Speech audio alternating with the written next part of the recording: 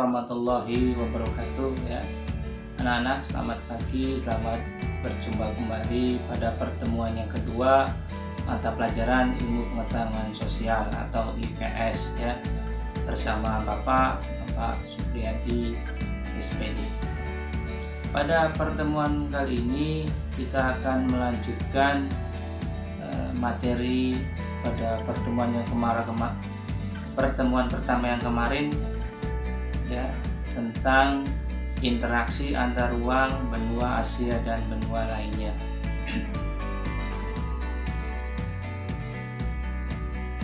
Tapi sebelumnya Bapak akan mengingatkan kalian untuk selalu menjaga protokoler kesehatan ya pada saat ini, yaitu kondisi PPKM. Jangan keluar rumah, selalu memakai masker, hand sanitizer jangan lupa selalu dibawa ya. Itu pesan Bapak berkaitan dengan pandemi COVID-19 pada tahun ini. Untuk memulai dan mengawali pembelajaran, marilah kita bersama-sama berdoa bersama, dipimpin oleh Bapak berdoa. Doa sebelum belajar. Bismillahirrahmanirrahim. Raditu billahi rabba wa bil islami dina wa bi Muhammadin nabiyya wa rasula. Rabbi zidni ilman nafi'an warzuqni fahman waj'alni minas solihin. Artinya, dengan menyebut nama Allah yang Maha Pengasih lagi Maha Penyayang, saya rela Allah Tuhanku, Islam agamaku, Muhammad nabiku dan utusan Allah. Ya Allah, tambahkanlah kepadaku ilmu yang bermanfaat. Berikanlah aku rizki pemahaman dan jadikanlah aku dari golongan orang-orang yang soleh. Amin ya rabbal alamin. Selesai berdoa. Baik anak-anak, kita akan langsung ke materi ya. Bab 1, interaksi antar ruang benua Asia dan benua lainnya ya. Sekarang akan disampaikan apa sih tujuan dari pembelajaran pada pagi hari ini. Yang pertama, setelah membaca dinamika penduduk benua-benua di dunia, peserta didik mampu menelaah dinamika penduduk di setiap benua di dunia dengan tepat. Selanjutnya, setelah menganalisis pengaruh perubahan ruang dan interaksi antar ruang, peserta didik mampu menelaah pengaruh interaksi antar benua dalam berbagai aspek kehidupan dengan tepat. Selanjutnya masuk ke materi yang pertama, kondisi alam dan dinamika kependudukan di dunia, benua Eropa serta kondisi alamnya. Kita akan membahas dua negara dari benua Eropa. Yang pertama adalah Inggris, yang kedua adalah Prancis. Inggris terlebih dahulu. Kondisi alam dari negara Inggris pertama dipengaruhi arus laut panas Gulf Stream yang sejuk dan basah. Kemudian yang kedua, daerah iklim subtropis ya. Yang ketiga, terletak di dangkalan Eropa sehingga menjadi pulau kontinental. Itu adalah beberapa kondisi alam dari negara Inggris. Yang kedua, negara Prancis. Kondisi alamnya, sebagian besar daratan di Prancis merupakan dataran rendah. Nah, ada gunung, ada perbukitan tapi tidak terlalu signifikan atau banyak.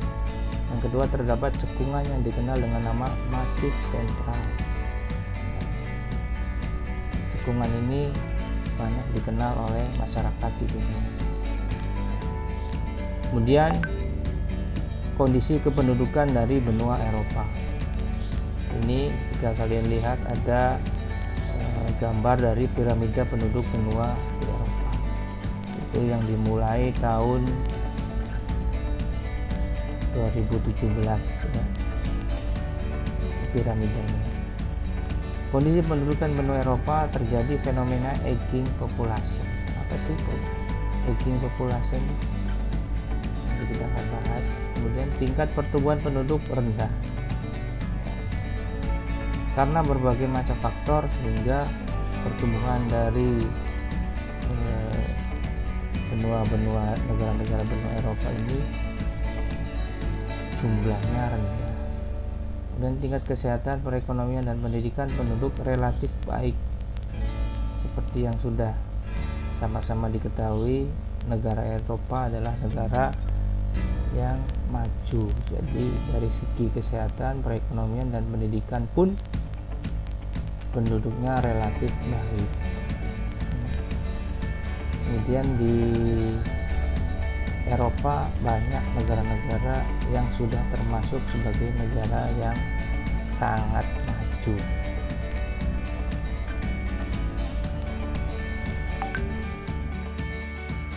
Baik anak-anak, itu adalah materi benua Eropa dan kondisi alamnya. Tadi Bapak sudah kasih contoh negara Eropa, ada dua. Yang pertama adalah Inggris, yang kedua adalah Prancis ya.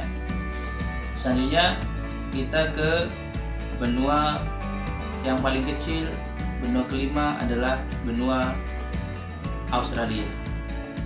Langsung saja. Kondisi alam dan dinamika kependudukan di dunia.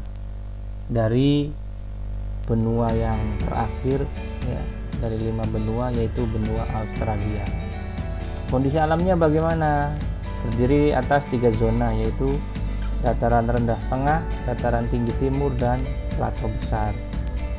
Kemudian kondisi alam selanjutnya adalah beriklim tropis, kemudian subtropis, gurun, dan iklim laut sedang.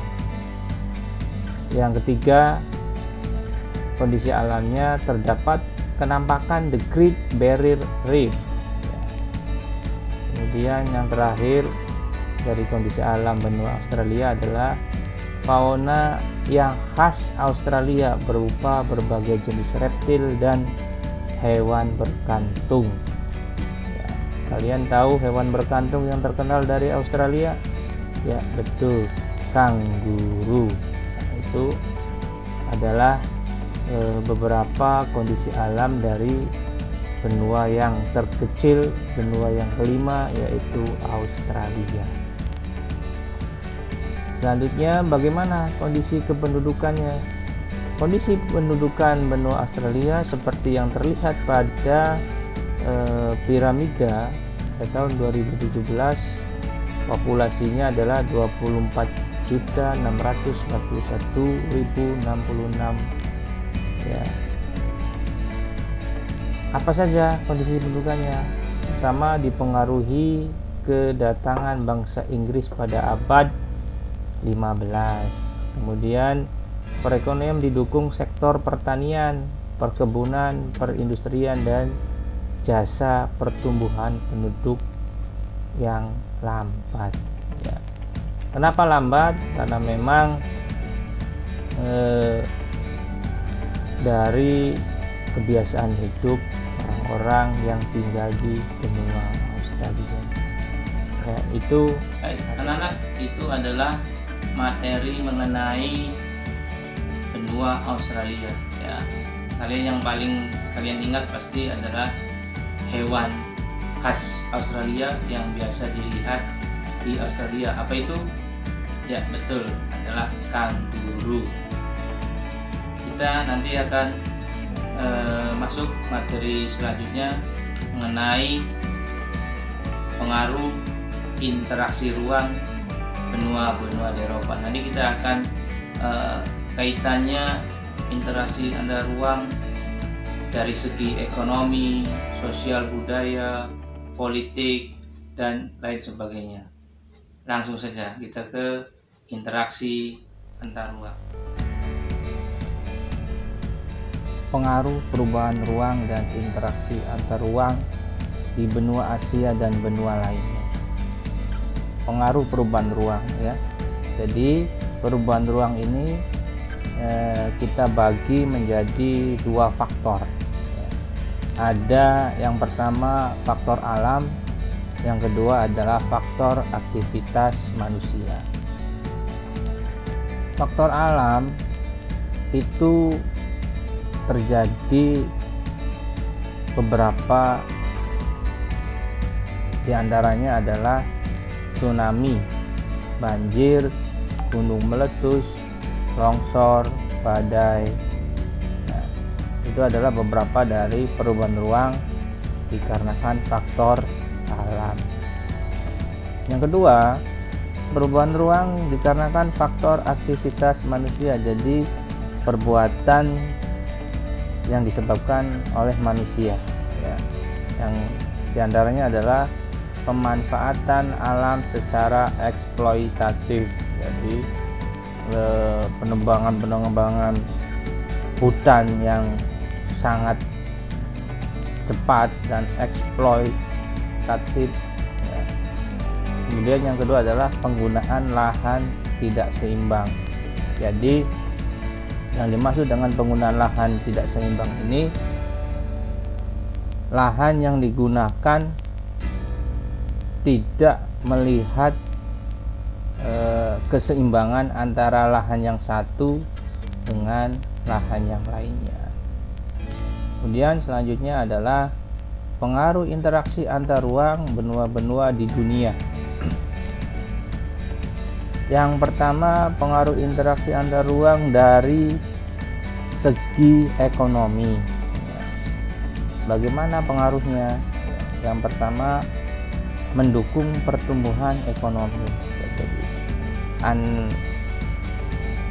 antara benua-benua di dunia ini, interaksi antar ruang ini dari segi ekonomi sangat mendukung pertumbuhan ekonomi. Yang kemudian, daya saing ekonomi meningkat karena produk-produknya saling mengisi antara satu negara ke negara lain dalam benua-benua tersebut, maka daya saing ekonomi akan meningkat.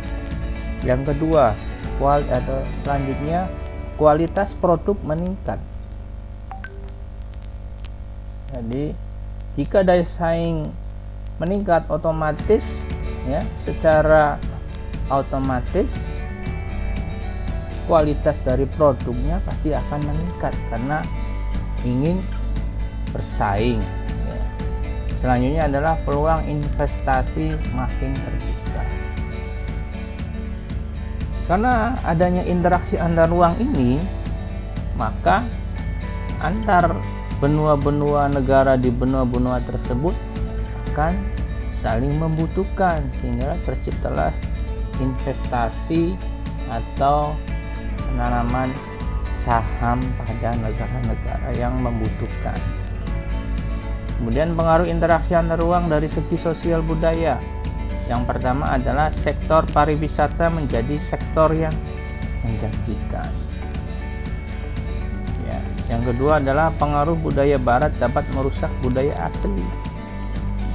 Dari kalau kita melihat di negara kita adalah negara ketimuran.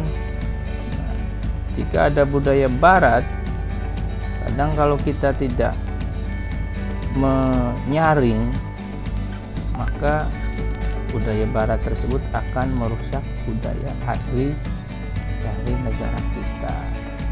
Kemudian menurunkan kesenjangan sosial. Dan budaya sebagai kebanggaan suatu negara. Itu adalah pengaruh interaksi antar ruang dari segi sosial budaya.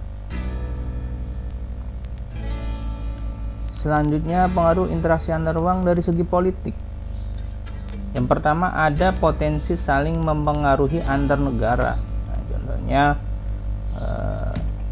negara Amerika selalu mencampuri masalah-masalah urusan dalam negeri suatu negara lainnya. Kemudian tingkat kepercayaan antar negara makin membaik karena keterbukaan ya, antar interaksi antar satu negara dan negara lain, satu benua dan benua lain, maka tingkat kepercayaan antar negara makin membaik. Yang ketiga, menghilangkan kesenjangan antara negara maju dan negara berkembang. Faktornya apa ya? Karena saling membutuhkan, saling mempengaruhi ya. Negara maju membutuhkan negara berkembang untuk ya menjual barang-barang produksinya. Negara berkembang membutuhkan untuk mencari ilmu dari negara-negara maju. Kemudian yang terakhir dari segi politik adalah memicu konflik di perbatasan. Karena seringnya interaksi antar negara, maka perbatasan menjadi daerah yang sangat rawan terciptanya konflik di perbatasan. Itu adalah pengaruh interaksi antar ruang dari segi politik. Kemudian dari segi pendidikan, bagaimana? Taraf pendidikan meningkat ya. Karena dari suatu negara banyak yang pergi ke negara maju untuk mencari ilmu ya, mencari pendidikan, maka taraf pendidikan akan semakin meningkat. Angka melek huruf meningkat khususnya negara berkembang. Nah itu dia ya. Dari negara berkembang ini seringnya interaksi dengan negara-negara maju, maka tingkat melek hurufnya akan secara otomatis meningkat. Kemudian teknologi merambah ke berbagai penjuru dunia ya, karena ada istilah alih teknologi ya, saling berbagi ilmu teknologi. Dan terakhir adalah perkembangan ilmu pengetahuan ya. Semakin banyaknya interaksi antara negara yang di ujung timur, kemudian interaksi negara yang di ujung barat, akan menambah perkembangan dari ilmu. Ya anak-anak, itu adalah materi pada pertemuan hari ini ya. Bapak akan ulang kembali materi yang pertama, yaitu bab 1 ya, mengenai interaksi antar ruang benua-benua di dunia dan benua lainnya ya, dari mulai benua Eropa, benua Australia, dan kemudian interaksi antar ruang berkaitan dengan ekonomi, sosial budaya, politik dan sebagainya ya. Untuk evaluasi latihan soal silakan kerjakan di e-learning ya. Jangan lupa absen kalian ya. Baik, sebelum mengakhiri pertemuan hari ini, Bapak akhiri dengan berdoa bersama ya. Berdoa mulai. Doa setelah belajar. Allahumma inni istaudi'uka ma 'allamtanihi fardudhu ilayya 'inda hajati wala tansanihi ya rabbal alamin.